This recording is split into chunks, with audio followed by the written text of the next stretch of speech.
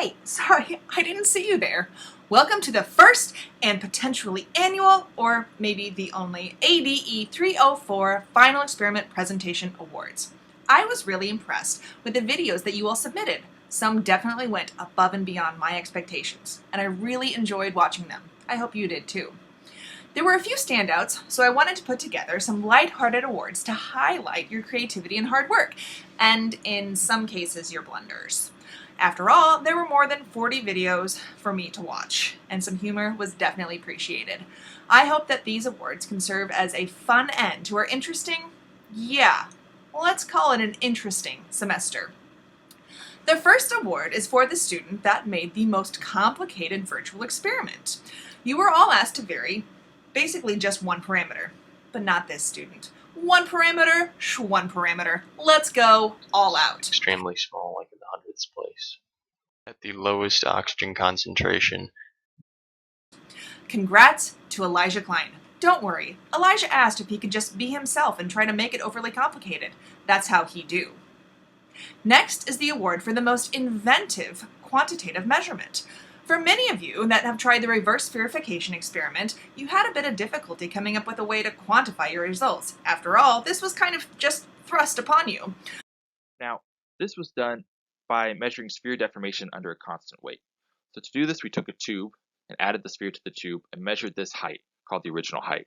After that, we added a plunger of constant weight to the tube, which depressed the sphere, and then measured this new deformed height.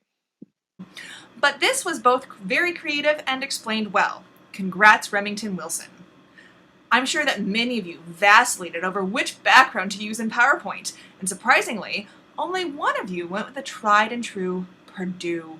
The student that showed the most school spirit was Jenna Greene. Way to go, Jenna. Now, we don't even have to modify your presentation for promotional material for the department. Thanks for saving us that work. I studied the effective pH on penicillin production in batch fermenters. Penicillin is produced by Penicillium chrysogenum. Recording videos like this may have been new to many of you. You might not realize how to turn off background sounds or that they actually play a role in your recording. So, the best interruption from a background app goes to Grant Barrett. I actually had to stop this video and go check my messages because it sounded, oh, so real. These metabolites serve a diverse spectrum of purposes. One student stood out for their jovial introduction that truly made me actually laugh out loud. Thanks for the intro, Corey. I've actually watched it a few times now, and it kind of keeps getting funnier. Well, hello, my name is Corey McCrae. How's your day going? Seeing as you probably can't answer that, I hope you mentally said, great, how are you? And to you, I say, I'm doing great too. Thank you so much for asking. I was glad to hear that many of you took my advice to use a script for your video.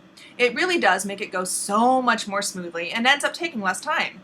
You were able to sound more polished, but a few students really wanted to say everything while keeping within the time limit. So the award for most words per minute goes to Gabby Selvia.